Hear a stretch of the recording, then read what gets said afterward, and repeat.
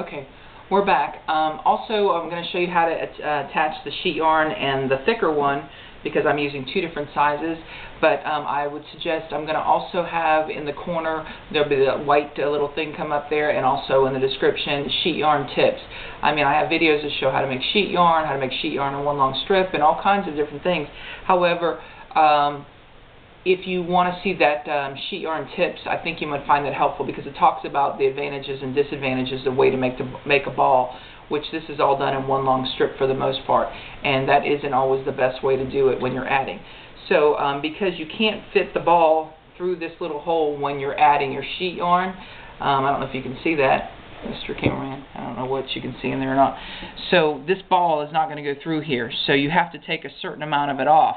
And so when I'm advocating that you're making a sheet yarn ball is you may want to just make it 2 or 3 to 5 strips worth long, and then put it on the ball, and then make another 3 to 5 strips and put it on the ball. And I go into a little bit more detail.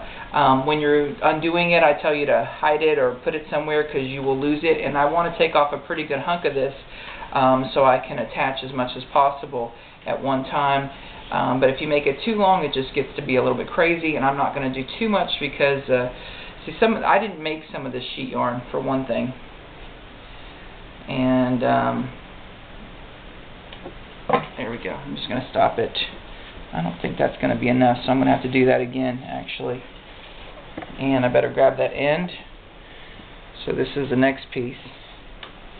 And I'm going to hide it. See, I'm not really loving this sheet yarn thing here. I've been really fortunate that people have given me sheet yarn that they are onto other projects, or they've got grandchildren that they are too busy with or whatnot, and I have been really blessed with people giving me stuff, so I really appreciate it. Alright, let me go ahead and cut this off. So I have two different pieces here. I'm going to put this is the second piece, get it separated out, and where's that end? I'm going to put that there, and here's this end. So when you're attaching sheet yarn, I have details on how to do this much slower. Please view those. I usually take both pieces at the same time. This one's already been cut, and you fold it over, you make a little slit. Okay, normally I take it like this, and I fold them both over, and I have both slits. And I'm going to add it to this. This is the piece that's attached to the rug. I do it slower on the other thing, how to make no-sew sheet yarn. The one that you're adding, you're going to put over the top of it. Line up your holes in general. Okay, so there's the one that's already attached to the rug. This is the one you're adding. You're going to put that in there, and you're going to take the other end of the one that you're adding, and I say it slower in the other, and say it several times. You're going to push it through there, and you're going to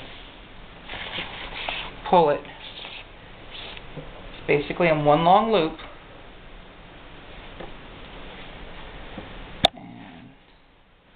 That place on that sheet yarn that was, I'm not sure what actually happened there, but we're going to go ahead and take that off.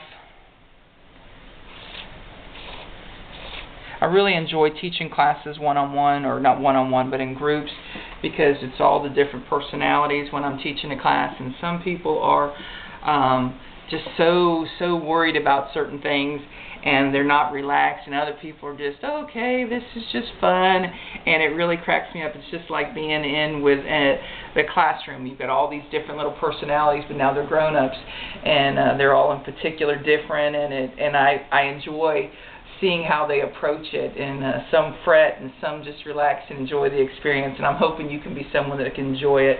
And I usually make a little fun of someone and tell them they're just too tight, they need to relax, and it becomes a little bit of a joke when I teach a class. So anyways, maybe I'll get to teach a class with you in it someday. Alright, so here we go. We're going to go ahead and continue. I've got both strips here. Coming to the end of it, I go into the hole and continue with my single crochet. Okay, so we're coming here to the end, and let's talk about these holes. This one's probably going to get 2. It's real obvious, going to get 2 there. Here's another hole up here, and somebody say, I can't really tell. Some of you might grab there and only one. That would be okay, but I think it's a little sturdier when you can grab both of them there. There's no exact way. It won't ruin it, so don't fret. So 2 here, and we'll say probably 2 here. I may have to do 2 there. So let's see how it goes, and that's what you're going to have to do. Okay, so I'm going to go into that first hole and do a single crochet. You're going to have to do more stitches with these bigger rugs go in the same hole more than once as you come around. Do never go into, on a straightaway, do this. You're going to have a problem if you do that. So there's 2. Okay, and you can see it's still not like overlapping over there. That area, you can see that we're probably going to have to add 2 there. Some of you don't judge it, you just keep pulling it there, and then it starts puckering on you, and it's cupping up, and that's why, because you've pulled it too tight. Okay, so we're going to go ahead and hope I've got more. Okay, I do. There's 1 single crochet in that hole, and then another single crochet in that hole. Okay, see, we're only part way around. So here we are, still kind of on this arch. So I'm thinking probably I'm going to want to put 2 there as well, because see how it's still going to have to pull? And if you have too much pulling, that's when that happens. Now if you add too many extra crochets, then you're going to have it floppy. So you're going to have to make sure that you just kind of regulate that a little bit. So 2 of them. So basically I want 6 of them to go around this. I wouldn't necessarily always do that with a single ply. I would just have to do it based upon it. So this one took 6. Okay, so I'm going to go quickly down.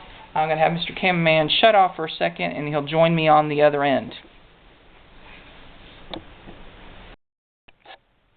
Okay, so Mr. Cameraman, you're going to need to come on in and see this. One of the things here, I'm going to go around this and show you how many I have to use. You're going to have to just gauge it yourself when you do it. But this is almost cupping. See, if I let it go, it would cup up like this. It probably could have done another stitch, but there really wasn't room for another stitch. So when this happens, you can correct when you're coming around the second time. You can't let this go on and on and on. Same with if it's a little bit loose by not adding so much the next time. But some of you will tell me, and it's up like this, and you're 7 rows into it, there's nothing to be done at that point but to pull it out. But if you're just at the beginning stages of this and you can pay attention, you can take care of this. So I want to talk about that, and then I want to show you how we're going to add some extra stitches. 2 here, 2 here, 2 here, and 2 here probably. So let's see if that's going to be enough. And then I want to show you the colors and how this is pulling together, and then I want to show you what I'm going to add next. I'm not necessarily going to add it, but I'm going to probably show you so you can get an idea. So there's 2 going into this hole. And see, look at me, I'm even struggling. But if you did not have this big hook to do this, this would be probably not feasible for just a standard 16 millimeter hook. So we're going to the second hole twice. It would be too difficult. And then also, I've seen inexpensive hooks that people have ordered from out of the country that are maybe close to this size. I don't think they're this size, but they're almost this size. But they're only 6 inches long. Can you imagine trying to do this with your hand? 2 inches shorter. Look at me trying to use that whole thing. Okay, so then here's another one. We're going to go 2 in here.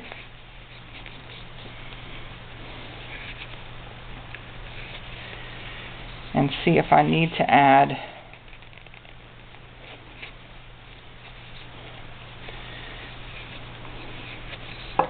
okay, see how I'm, analyzing my rug. It's laying okay. It's kind of an iffy thing. I think I'm going to just try to do 1 here and come straight all the way down and not add. So I added 2, 2, 2, 1, 2. So I added 6 extra stitches coming around this corner as well. So everyone had an extra stitch. But that is not the way you're going to progress when it gets bigger. But you still will add more extra stitches with this fatter rug, this thicker rug, than you would with a just a smaller piece of fabric, sheet yarn. So let's look at the colors. See how the colors are just interspersed?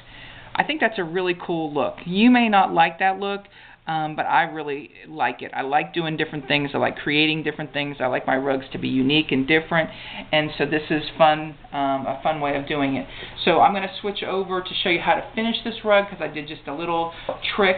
Again, there'd be other ways to finish the rug, but I'm going to go ahead and show you. Oh, and what I was going to add next is I was probably going to add this red. And I have a little bit more red, and I thought that would look really cool to add red and then do a couple more colors and then add another splash of red. I have a little bit more of that pillowcase that I'm going to use. And that one's a little thicker, so I'm going to have 2 of them that are going to be 1.5 inches wide that I'm going to be using, and I think that I know that that will work fine with this 21mm. So let me go ahead and pull this up right now. And I've got that stuff in the way here. Here's this tapestry needle that we're going to use. I just love this rug. I think this is a pretty rug. And I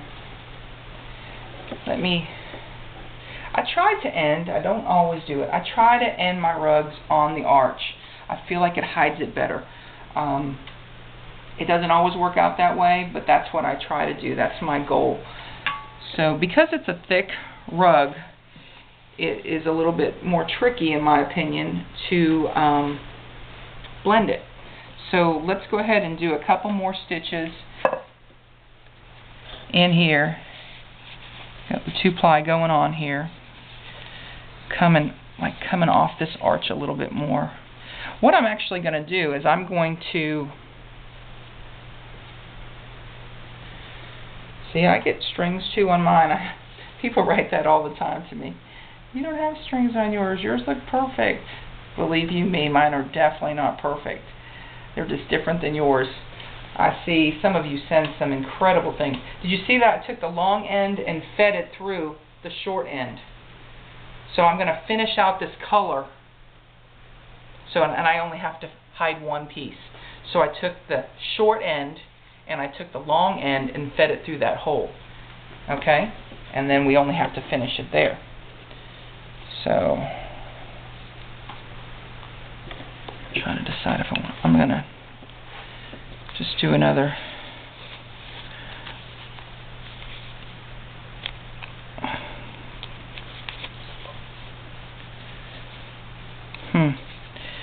I might have stopped right in the middle of a stitch. That's what I did. Okay, I had too many things going on there. So I'm just continuing on around this.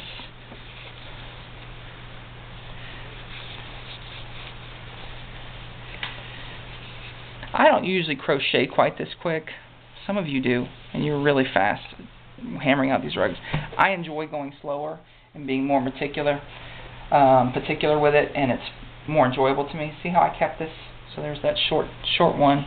The long one is going through the short, and how it's just going to hide right in there. Look at that. So now that one is gone, and we're down to 1 ply. So I'm going to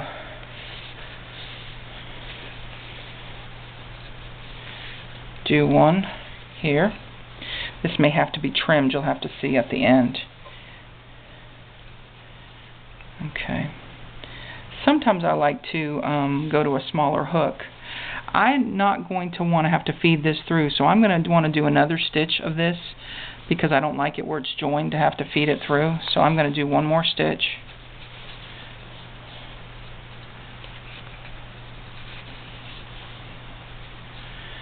Okay. So this is just the same standard technique that I show over and over again. There's where I pulled it out. This is where I'm going to have to trim it. I pulled my hook out. I usually stick the tail through it. That loophole. Okay. And then you're going to take, I usually like it to be longer than this, and I would have made adjustments if I was sitting here by myself. Okay, and then you're going to feed this through however you think you can get it through. See, look at that. See how that's...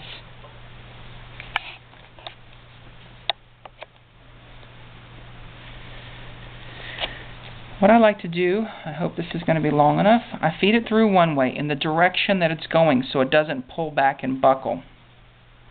Okay, so you feed it through wherever the color is still working.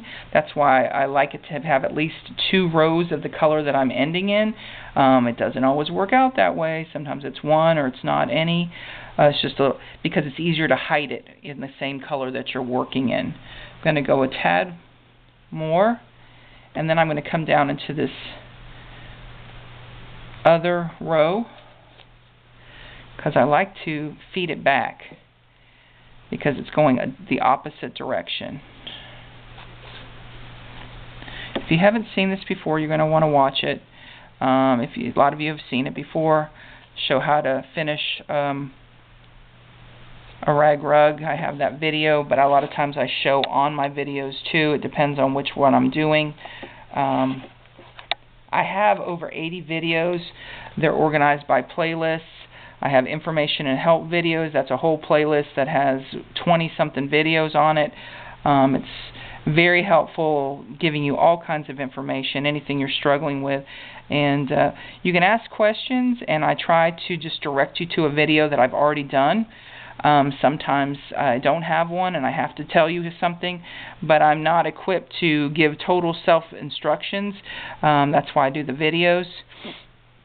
I'm thinking about writing a book, and I don't know how you feel about that and how many of you would utilize that, so maybe I'll get some feedback on that as well. Okay, I'm going to go up here because it's a little tighter. So what I do is I pull it kind of tight, snip it, and pull it back, and now it's gone. Now you're going to have to trim this off because it was a long end, and you might want to tuck it in there a little bit. And so there you have it. This is your 2-ply rug. I hope you learned some things and gave you plenty of ideas. Remember, this is just one idea for doing 2-ply of how you could make variations. There are so many ways you could do it. You could use all denim and just add a little color here and there. You could use a dark color with just some accents of other colors. It's endless possibilities. So maybe some of you will post on my Rag Rug by Erin Facebook page, or you can send me an email and maybe I can post some of those there. I would really love to show your rugs. You will have great ideas and beautiful rugs and different color combinations, and I love sharing your stuff with other people, and I love seeing them as well. So subscribe if you haven't, and join me next time. Thank you.